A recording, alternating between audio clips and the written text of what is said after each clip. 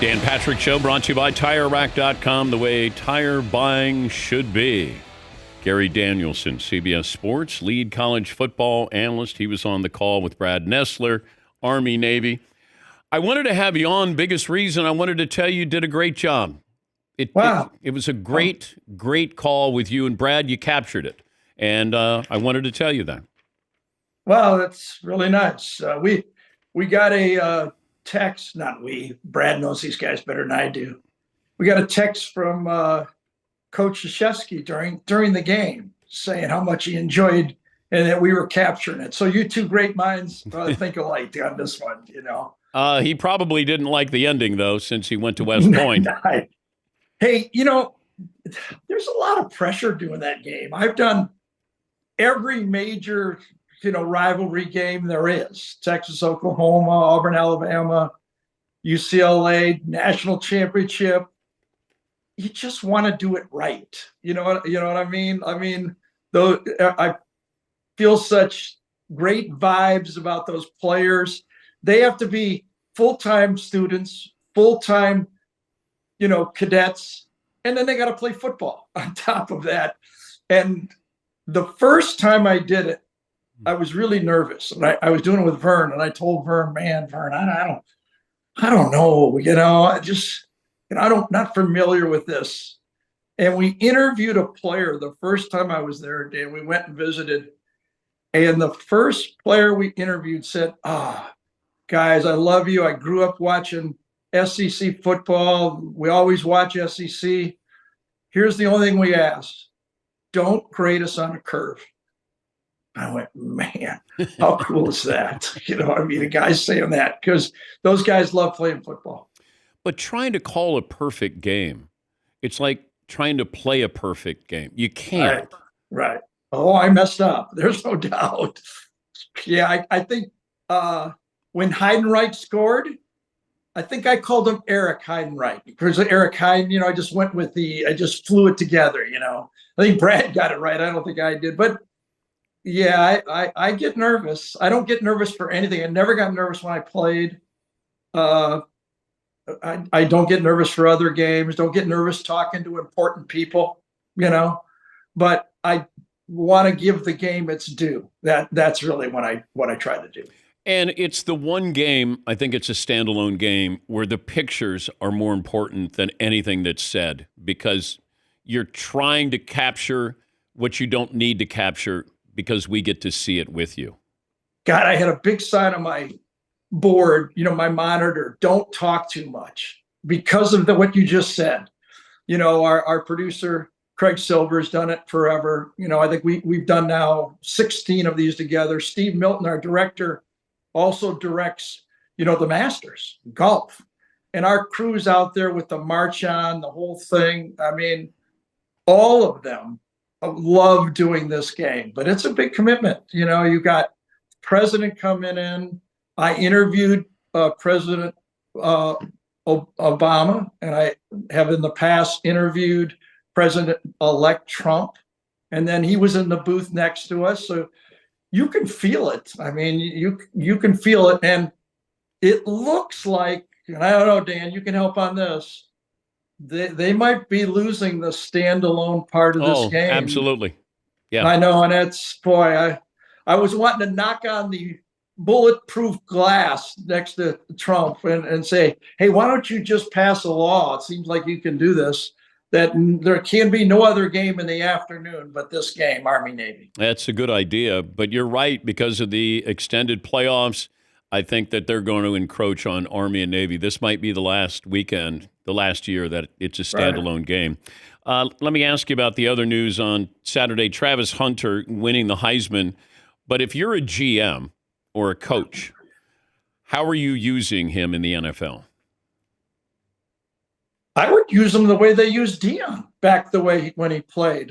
I would use him on things that he does well. He seems to handle 50-50 balls really well.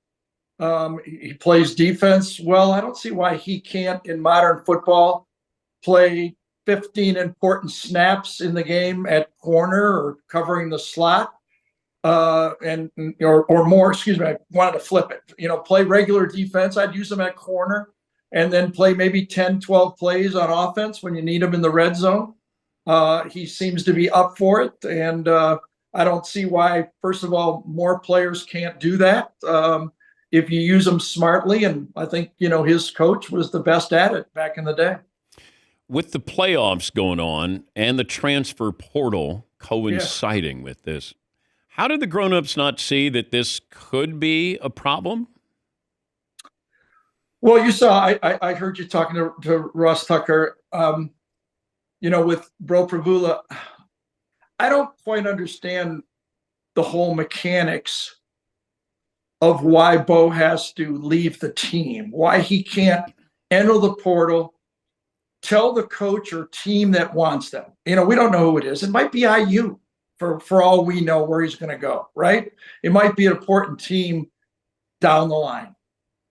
I don't know why he can't stay on the team and say, Coach, I would never quit on you. And I'm not saying he's quitting. I understand he's in it, but I don't know why he can't finish it out as the backup quarterback. I mean, I don't see why he can't finish this game. There's been plenty of pro players who finished out their season knowing that they were going to be free agents the next year. I don't see what the big deal is.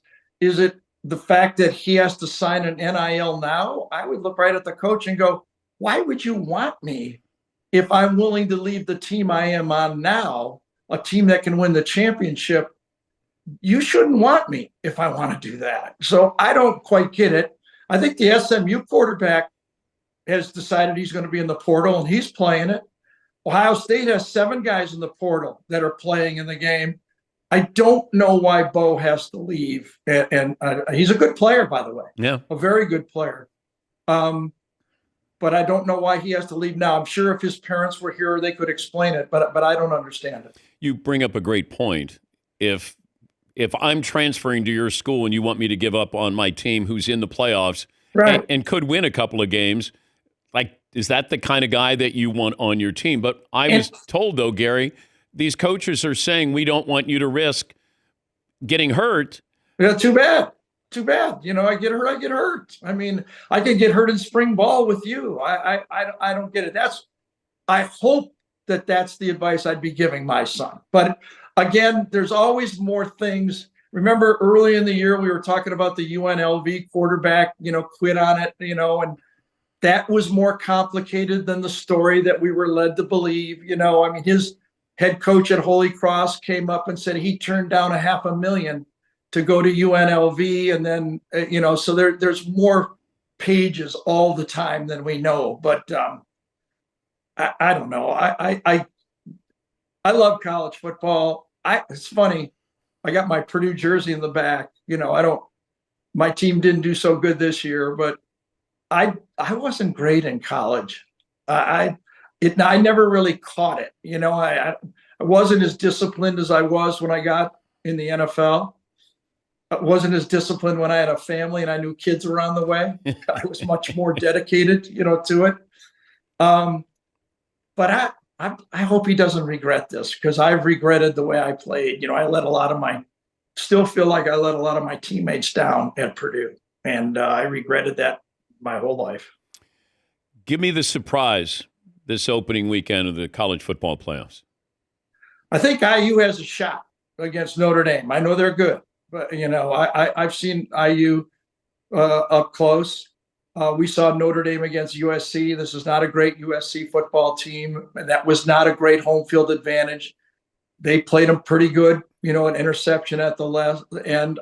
I like that. I think SMU has a little bit of speed that might give Penn State some problems. What I don't like about it is I thought Boise State, the charm of the basketball tournament is the little guys play in the first round. This whole bye thing of SMU and Boise State, wouldn't you have loved to see Boise State make it? And the reward is they get a home game against Alabama on the blue turf in 15-degree weather. Isn't that the way this thing should have been? I listen, I know the people that put this stuff together. They're great character people. But when it was put together, the Pac-12 was still alive. And this thing kind of got out of whack here. They'll fix it, in arrears. But it'll get better. It's way better than it was before. But I got a question for you. You're always good at throwing these at me. If you're an IU fan, would you rather have a win over Notre Dame or IU basketball makes the finals in the NCAA tournament this year? Well, knowing the state of Indiana, I would say making it to the NCAA title game in basketball. I was kidding the IU fans when I did a radio show that until this year, the IU football fans were not even aware that there was an ESPN ranking show all year during the season until this year. And then they said, oh my God, they do this every week? We didn't know that. So, well, you could dine out on beating Notre Dame for a long, long time. That's for sure. And they've got a good team. They're a really good team. They didn't, that was the big lights against Ohio State was a little bit different for them. But, well, I think they're going to play well in this football game. What if Ohio State loses? Yeah. I really think early in that game, when they got their quarterback nicked early in that game, I wonder if that affected their play calling, because it just didn't make any sense to me running right into the teeth of the Michigan football team like that. And I don't know if Howard, I know he got tackled early. I just wondered if that threw off the way they played. I think they're going to be ready. I don't know if you heard us late in the game. One of the things that Brad and I had talked about was at the end of the year, the flag planting. And I kind of take that flag planting two ways. One, it's the coach's job to say this ain't happening if we win. All right, we're going to win with class. But if I was on the other side, if I was Ohio State, all right, you beat us fair and square, but that doesn't mean you get to do that to our football field. That's a whole new game. You get the W and you get the bragging rights, but you don't plant your flag in the middle of the field.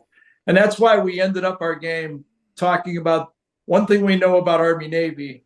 They're not worried about at the end of the game planting flags of their school because they respect the other side too much. The only flag they're going to plant is the flag of the United States of America. And I think that's what that game was all about. Best college player you ever saw? The most dominating player I saw early was Calvin Johnson. I saw him as first game as a true freshman. And I went, how does anybody ever stop this guy? I was like, it's impossible. And they're not even a passing offense at Georgia Tech. Exactly, at Georgia Tech. And I think he made a diving catch early, although I will have to say Larry Fitzgerald was right there as a freshman too. But I just thought he was an amazing body type. And then I think his second catch, he was running full speed, and he reached back with one hand and caught it. And I couldn't believe that as well. But I think those, I'd heard you talking about the SEC not involved here. I think they might want to bring me back, Dan. I got there in 2006. So the year before I got there in 2005, they didn't have anybody. And I leave this year, they don't have anybody. And the 9 of the 18 years I was there, they had the Heisman Trophy winners. So they had a pretty good run with championships and Heisman guys. So I leave 1 year and all falls apart, So there was a run of them there. But I tell you, one guy who dominated like I've never seen before with the team he had, Cam Newton. Yeah. I couldn't believe how he played in the SEC. And I don't think there was only one other player on that team that even played NFL football. Randy Moss stood out when I covered him too. When I watched Marshall, and we hope Randy's on the road to recovery. Sure. I just remember he caught a couple of passes over the middle and he was gone. And you can say, well, he played at Marshall, but he still stood out. He was unique. And I still don't think we've ever had a wide receiver like Randy Moss in the NFL. That's pretty true. His top end speed, you couldn't overthrow him. They're just, you couldn't do it, So, I covered a lot of good players. I remember the days when Brady was playing at Michigan. He was so upset that, he wasn't the starter. His competitive instincts and his clutch play at Michigan especially with the way he was being, rotated in there, was something to see. But man, did he have the chip on his shoulder, and it seems like he still has it. I just love the way he competes. I mean, I've had a great run here. The first game I ever did was Ty Detmer beating the number one Miami Hurricanes. I got to play with Bernie Kosar, and that group of guys in Cleveland. Played with Billy Sims was my running back, and now I got to broadcast with Hall of Famers Brent and Vern and now Nessler. Been pretty good for an undrafted free agent, that's for sure. O.J. Simpson's the first player I saw who was different when he was at USC. Like I grew up an Ohio State fan, knew they were going to always lose when they went to the Rose Bowl, and to see O.J., it was just him and Gale Sayers are the two guys. Jim Brown ran differently, but Gale Sayers and O.J. Simpson, that ability to cut and glide, I'd never seen that before. Those were the first two guys that really hit me back in the late 60s.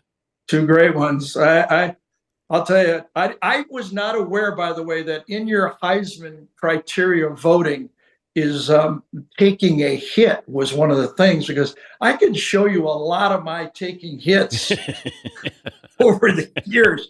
Lawrence Taylor threw me back 5 yards on a play. It was he was incredible. He might have been the best player I ever played against, was Lawrence Taylor. So we actually had a tip. It's funny, I did a radio show with Kirk Gibson, and he said that they always knew that Dwight Gooden tipped his pitches, and they still couldn't hit him. We always knew when Lawrence Taylor was going to rush or drop, and we would shift our protection and couldn't block him, So those guys are special, that's for sure. Again, pass it on to Brad when you talk to him. It was just wonderful. You guys did a great job. And it wasn't just us. I mean, we got 75 people that work really hard, veteran people. And you can name all of them if you want to. Gary. Run down all 70 of them. They all will watch your show. And Dan, thanks for having me on. It's been great. Thank you, buddy. That's Gary Danielson, CBS Sports lead college football analyst. Played at Purdue, played for the Lions and the Browns.